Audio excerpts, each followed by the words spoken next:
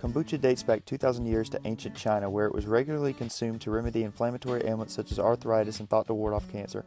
It is made with a combination of tea leaf sugar and a balance of acetic acid, lactic acid, and yeast. The potent drink has a vinegar-like smell and a taste that has been described as everything from rotten apple cider to fizzy tart apples. Kombucha is made by first brewing the tea and removing the leftover tea leaves. Sugar is then added along with the bacteria culture called a SCOBY, which stands for symbiotic culture of bacteria and yeast. The culture is allowed to ferment for 7 to 60 days. Finally, the solids remaining from the bacteria culture are removed before bottling and refrigeration. The first step in the production of kombucha is brewing the tea that is used as the base. This is made by combining tea leaves and boiling water. This combination is allowed to steep for 10 to 20 minutes. The loose tea leaves in the solution are then removed before 70 grams of sucrose are added per liter of tea.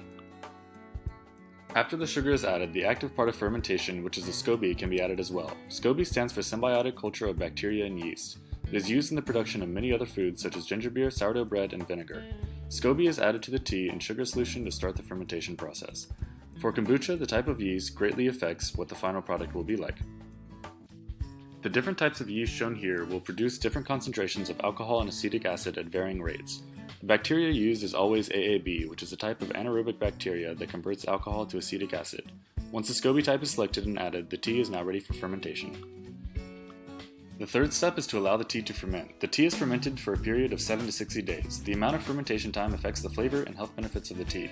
The ideal fermentation time is between 7 and 10 days. This gives the beverage optimal flavor by maintaining the highest sugar content.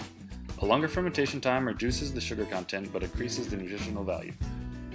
Leaving the tea for over 60 days gives it a vinegar taste from the acetic acid content that is not desirable. During this time period, the SCOBY culture will form a gelatinous, cellulose-based biofilm at the surface of the liquid, which is shown in the picture here. Next, the gelatinous SCOBY layer is removed from the fermented tea. The final product is then filtered through a strainer to remove any residual bacterial culture. The tea is now ready for storage.